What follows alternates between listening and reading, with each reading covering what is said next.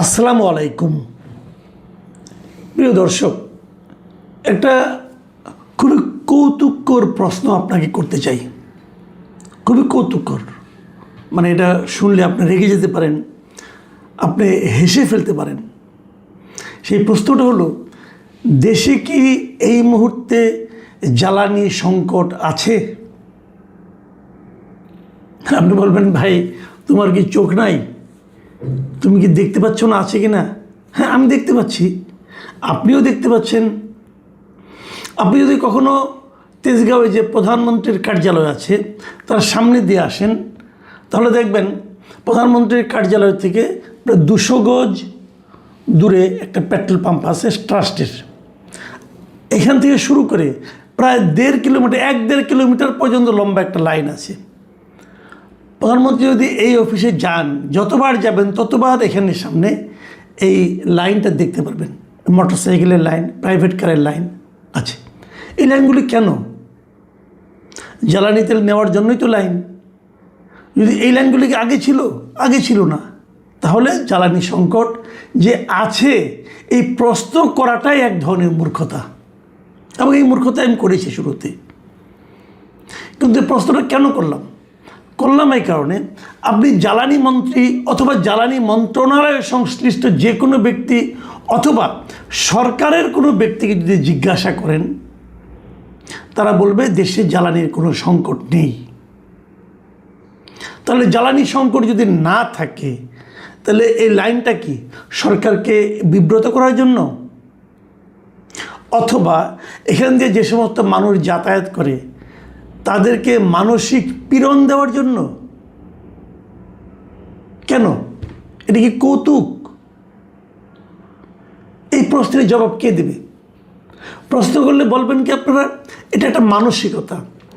মানে জ্বালানি সংকট হতে পারে এটা চিন্তা করে সবাই যার যার যানবাহনের, সেটা মোটরসাইকেলই হোক বা প্রাইভেট গাড়ি হোক, তার যে ফুয়েল ট্যাঙ্ক আছে সেই ট্যাঙ্কটা সবসময় পূর্ণ করে রাখতে চান। আমি কিন্তু এই কথাকে অস্বীকার করি না, ঘটনা সত্য। আপনি আজকে যে লোকটা বাইক চালায় আসে, ধরা যাক একটা বাইকে 10 লিটার তেল আটে। আমি নিজে একসময় বাইক চালাতাম অনেক আগে, তো আমি আমারটা দিয়ে বললাম, আমি যে বাইক চালাতাম ওটাতে 9 লিটার প্লাস কিছু তেল আটতো। তো আমি কি করতাম, আমি একবার তেল ভরতাম, ভরে প্রায় 10-12 দিন আমার ওই তেলে চলে যেত। আমি 10-12 দিন আর তেলের কথা চিন্তা করতাম না। যখন দেখতাম তেল ফুরিয়ে গিয়েছে, তখন ওটা রিজার্ভে দিয়ে তারপরে আমি তেল সংগ্রহের জন্য যেতাম। পুরোটা শেষ হলে আবার তেল কিনতাম, এইভাবেই কিনতাম। কিন্তু এখন আপনি যে কারো মোটরসাইকেল র্যান্ডমলি ধরে জিজ্ঞাসা করেন, ভাই দেখি আপনার ট্যাঙ্কিটা একটু খুলেন তো, খুললে দেখবেন ওটা বড় জোর 1 লিটার কি 1.5 লিটার তেল ফুরিয়েছে, বাকি তেল ভর্তি। কারণটা কি? কারণটা হলো উনি প্রতিদিনই ওনার মধ্যে একটা আতঙ্ক কাজ করে, যদি কালকে থেকে আর তেল না পাই। অতএব বাড়িতে ফিরে যাওয়ার সময় যতটুকু আজকে সারাদিনে খরচ করেছি ওইটুকু ভরে নেই। এই হলো গিয়ে মানসিকতা। এখন এই মানসিকতাটা আপনি দূর করবেন কিভাবে? আপনাকে দূর করতে হবে ভাই, আপনি যতদিন পর্যন্ত পেট্রোল পাম্পের সামনে এই লাইন আপনি বন্ধ করতে না পারবেন, ততদিন পর্যন্ত মানুষের মন থেকে আতঙ্ক দূর করতে পারবেন না। এটা দূর করার চেষ্টা করতে হবে। কিন্তু এটা এমন নয় যে এই সংকটটা কেবল বাংলাদেশে আছে। আমি এই দূর করার পদ্ধতি নিয়ে সম্ভাব্য কয়েকটা প্রস্তাব দেবো, একটু পরের দিকে দিচ্ছি। আগে আমি অন্য দেশের কথা বলি। এটা এমন মনে করার কোনো কারণ নাই যে এটা কেবল বাংলাদেশেই। এটা এখন পৃথিবীর সব দেশেই চলছে জ্বালানি সংকট নিয়ে। জ্বালানি নিয়ে টেনশন চলছে, কারণ মধ্যপ্রাচ্য যুদ্ধ যেটা হচ্ছে, ইরানের সঙ্গে ইসরায়েল এবং যুক্তরাষ্ট্রের যে যুদ্ধ হচ্ছে, যে যুদ্ধটা আমি মনে করি ইরানের উপর চাপিয়ে দিয়েছে যুক্তরাষ্ট্র এবং ইসরায়েল মিলে, ট্রাম্প এবং নেতানিয়াহু মিলে, সেই যুদ্ধের নেতিবাচক ফলে সারা দুনিয়ায় এখন অর্থনীতি নড়বড় হয়ে গেছে। এমনকি খোদ যুক্তরাষ্ট্রেও এটা নিয়ে নানা ধরনের বাদ প্রতিবাদ হচ্ছে, সেখানেও কিন্তু জ্বালানি তেলের দাম বেড়ে গেছে। তো এর প্রভাব আমাদের মতো দেশেও আসবে, এটাই স্বাভাবিক। কিন্তু ওদের পক্ষে এটা হয়তো মেনটেন করা সম্ভব, কিন্তু আমরা তো ছোট দেশ, গরিব দেশ, আমাদের জন্য সমস্যা। আমাদের সরকার এখনও বলেছে যে তারা দাম বাড়াবে না, কিন্তু দাম না বাড়িয়ে আসলে পারবে না।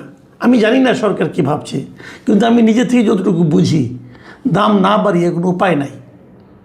কারণ আপনি কোথা থেকে দেবেন বাড়তি টাকা? আপনাকে এখন সারা দুনিয়া থেকে বাড়তি দামে কিনতে হচ্ছে, কিন্তু আপনাকে তো বাড়তি দামটা আপনি কোত্থেকে দেবেন?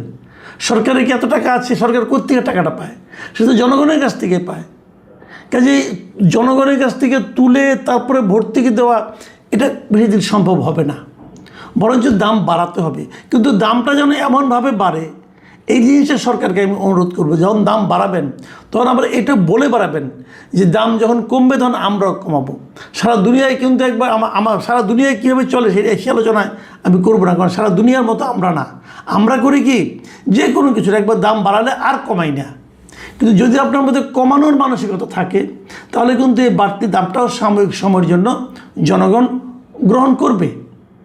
কাজেই দাম বাড়ান, কিন্তু সহনীয় পর্যায়ে রাখেন এবং সাময়িক সময়ের জন্য বাড়ান। যুদ্ধ চলে গেলে, পরিস্থিতি স্বাভাবিক হলে সেই দামটাকে আবার কমিয়ে আনেন। কিন্তু এখন যে সরকার দাম বাড়ায়নি, এটাও কিন্তু আমার কাছে খুবই লজিক্যাল মনে হয়েছে।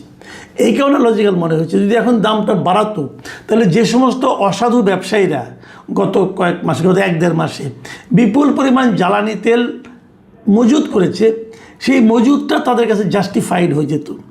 তারা সেই মজুত করা তেলগুলো বাড়তি দামে বিক্রি করে মুনাফা লাভ করত। কিন্তু এখন কিন্তু মুনাফা হচ্ছে না। মজুত করেছেন কিন্তু মুনাফা কিন্তু আপনি করতে পারছেন না। এক ধরনের মুনাফা হচ্ছে, তারা চোরা কারবারে বিক্রি করছে। ক্রাইসিসটাকে পুঁজি করে তারা হয়তো 100 টাকার তেল 150 টাকা, 200 টাকা, 300 টাকা পর্যন্ত ঈদের সময় আমি বিক্রি হতে দেখেছি কোনো কোনো জায়গায়। কাজে সেটাও কিন্তু এক ধরনের অসাধু কর্মকাণ্ড চলছে, এগুলো ধরা উচিত। আমি সরকারকে বলবো, এই যে আপনারা মাঝে মাঝে মজুতকৃত জ্বালানি তেল উদ্ধার করছেন, আপনারা একটু খবর নেন, চেক করেন যে আপনি ওখানে জরিমানা করছেন, কিন্তু এতে কিন্তু কোনো ফল হচ্ছে না। পদ্ধতিটা হলো, যে পাম্পের মাধ্যমে তারা এই চোরাকারবারিটা করেছে, আপনি মনে রাখবেন, পাম্পের মালিকরা বোঝে না তা কিন্তু না। কেউ একজন 1 লিটার 10 লিটার নিলে এটা কোনো সমস্যা নাই, কিন্তু কেউ যদি 20,000 লিটার তেল নেয়, সেটা পাম্প মালিকের ইচ্ছা মতোই নেয়, মালিকের চাওয়ার জন্যই নেয়, মালিক চাই বলেই দেয়, এটা কিন্তু মালিক জানে। এই ধরনের ঘটনা যেখানে যেখানে পাবেন, সেখানে পাম্প মালিকের লাইসেন্স ক্যান্সেল করে দেন আপনারা। কেবল তাহলেই দেখবেন এই অসাধু ব্যবসা এখানে বন্ধ হয়ে যাবে। এখন অন্য কিছু পদ্ধতিও আছে, সেই পদ্ধতিকে নিয়ে একটু কথা বলি যে সারা দুনিয়ায় কীভাবে হ্যান্ডেল করছে। এক একটা দেশ কিন্তু এক একভাবে করছে।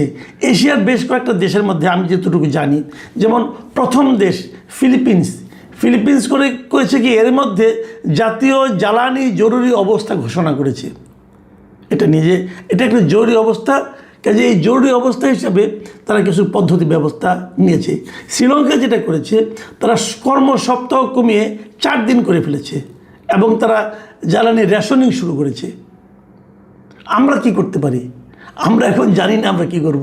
কিন্তু ইন্টারেস্টিং একটা ঘটনা দেখলাম এর মধ্যে। সেই ঘটনাটা আবার অন্য ইস্যু, তবু ঠিক আছে, ওটা শেষে বলি। হ্যাঁ, ওটা শেষের জন্য রাখলাম। তারা আগের অন্য প্রসঙ্গগুলি বলি।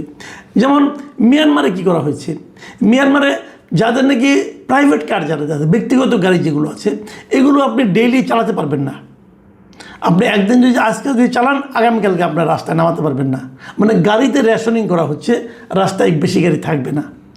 আমিও মনে করি আমাদেরও এরকম কিছু একটা করা যেতে পারে। যেমন ধরেন আমি যে প্রস্তাবকে যেটা দিয়ে যাচ্ছি, যেমন অড ইভেন নাম্বারের গাড়িগুলির ব্যাপারে আপনি একটা সিস্টেম ক্রিয়েট করতে পারেন। দুটো সিস্টেম, যে সমস্ত গাড়ির নাম্বার বেজোড়, মানে শেষের অক্ষরটাও লাস্ট নাম্বারটা ডিজিটটা বেজোড় সংখ্যা যেগুলো আছে, এগুলো অড নাম্বার।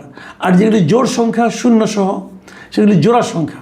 তাহলে অড ইভেন পদ্ধতি করেন। যেমন আপনারা বলে দেবেন সপ্তাহের একদিন অড নাম্বার চলবে, একদিন ইভেন নাম্বার চলবে।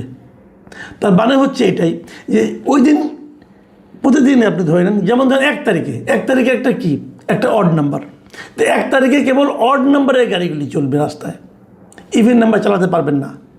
2 তারিখে জোড় নাম্বার, অতএব ওই দিন কেবল জোড়া নাম্বার যেগুলো আছে, যে সমস্ত গাড়ির নাম্বার প্লেটে, কেবল সেগুলিই চলবে, আরগুলি চলতে পারবে না। ঠিক এই একই নিয়মে আপনি যখন তেল দিবেন, তেল দেওয়ার ক্ষেত্রে কিন্তু এই অড ইভেন সিস্টেম চালু করতে পারেন। যে 2 তারিখে কেবল জোড়া নাম্বারের গাড়িগুলি এসে তেল নিতে পারবে, অন্য কোনো গাড়ি তেল নিতে পারবে না। এটা করলেই কিন্তু আপনার সামনে লাইনটা অর্ধেক হয়ে যাবে। এটা করে ফেলুন। আপনাকে বোঝাতে হবে যে ক্রাইসিসটা যে নাই, আসলে আপনার কাছে তেল আছে। আমি কিন্তু বিশ্বাস করি, সরকার যখন বলে যে আমার কাছে এখনও পর্যাপ্ত 2-3 মাসের তেল আছে, আমি ওর কথা, সরকারের কথাটা বিশ্বাস করি। কিন্তু তার রিফ্লেকশন কিন্তু আমাদের চালকদের মধ্যে দেখা যাচ্ছে না। সেই রিফ্লেকশনটা ওখানে দেখাতে হবে, এবং দেখানোর জন্য আমি মনে করি এটা একটা পদ্ধতি হতে পারে। আপনারা এই পদ্ধতিটা চালু করেন। আরেকটা কথা বলবো, এই যে জ্বালানি বলতে আমরা তো কেবল তেলটাই বুঝছি, আমরা পেট্রোল বুঝছি, অকটেন বুঝছি, কিন্তু আরও বড় সংকট কিন্তু ডিজেল নিয়ে। এই ডিজেলে কিন্তু সারা দেশের সেচ কাজ চলে। সামনে কিন্তু আমাদের ফসলের মৌসুম আছে, এই সময় গরমকাল, এই সময় সেচটা খুব দরকার। সেটার ব্যবস্থা আপনারা কীভাবে করবেন এটা নিয়ে একবার ভাবেন। আমাদের নৌকাগুলো চলে এই ট্রলারের মাধ্যমে চলে, সেখানেও ডিজেল লাগে। ডিজেলের এই ক্রাইসিস সরকারের জন্য এখনই মাথায় নিয়ে ব্যবস্থা নিতে হবে কীভাবে সমাধান করবেন। আরেকটা সমস্যা হলো, বড় সমস্যা, সেটা হলো যে বিদ্যুতের ব্যবস্থা কী। বিদ্যুতের লোডশেডিং কিন্তু চরম আকার ধারণ করেছে। আমি আজকে মালয়েশিয়ার থেকে একজন প্রবাসীর ফোন পেয়েছি, ভদ্রলোকের নাম শিমুল। ওনার বাড়ি যশোরের মনিরামপুরে, উনি মালয়েশিয়া থাকেন। সেখান থেকে আমাকে আজকেই ফোন করেছিলেন, এবং উনি মানে এমন একটা সমস্যার কথা বললেন, আপনাদেরকে বলি। উনি বললেন যে ওনার মেয়ে এবারে এসএসসি পরীক্ষা দেবে, 21শে এপ্রিল থেকে শুরু হবে, মানে আর 1 সপ্তাহ আছে, 1 সপ্তাহেরও কম। তিনি বলছেন যে আমার মেয়েটা তো রাতের বেলা পড়তেই পারে না, কারণ রাতের বেলা কোনো ইলেকট্রিসিটি থাকেই না। গ্রামে কিন্তু রাতে ইলেকট্রিসিটি থাকে না। ওই 2-3 ঘন্টা কারেন্ট থাকবে না, 2-3 ঘন্টা পর একবার কারেন্ট আসে, 10 মিনিট 15 মিনিট থাকে, আবার চলে যায়। ওই সময় যে আমি ব্যাটারি চালিত যে এইগুলো আছে, মানে আপনার ল্যাম্পগুলো আছে, এগুলো চার্জ দেবো, সেই চার্জটা পর্যন্ত দেওয়ার সময় পাওয়া যায় না। যদি 21 তারিখে এসএসসি পরীক্ষা হয়, তাহলে এখানেই তো একটা বৈষম্য হয়ে যাচ্ছে। গ্রামের ছেলে মেয়ে যারা আছে তারা কিন্তু পড়াশোনা করতে পারবে না। তো তাদেরকে আপনারা আর কত পিছিয়ে রাখবেন। গ্রামে কিন্তু বিদ্যুৎ থাকে না, মাঝে মাঝে আসে আবার চলে যায়। তো গ্রামের দিকে তো নজর দিতে হবে। দিনের বেলা আপনি লোডশেডিং দেন, আর রাতের বেলা অন্ততপক্ষে আপনি বিদ্যুৎ চালান, অন্ততপক্ষে স্টুডেন্টরা যাওয়া অতক্ষণ পড়াশোনা করে এই রাত 12টা পর্যন্ত। তো এইটা কীভাবে নিরবিচ্ছিন্ন করা যায়? এই সংকটটা কিন্তু কেবল একজনের না। এটা আমি দেখলাম বিভিন্ন পত্রপত্রিকা পড়ে যে আমাদের যে আপনার যে পল্লী বিদ্যুৎ আছে, এই পল্লী বিদ্যুৎ কিন্তু ওরাও স্বীকার করেছে যে তাদের এই সংকটটা এখন এই সময় লোডশেডিংটা এখন তীব্র আকার ধারণ করেছে। প্রায় 30 থেকে 45% পর্যন্ত তাদের লোডশেডিং হচ্ছে এখন। এটা একটা ভয়াবহ চেহারা। কিন্তু আমি জানি না আমাদের জ্বালানি মন্ত্রী এভাবে কোনো মানে নজর আছে কিনা, এভাবে ব্যবস্থা নিচ্ছেন কিনা আমি জানি না। আমি বলতে পারবো না যে পরীক্ষা বন্ধ করে দেন, এটা তো বলা যাবে না, তাই না? কারণ সব পরীক্ষা তো দিতে হবে। আবার পরীক্ষা 1 মাসে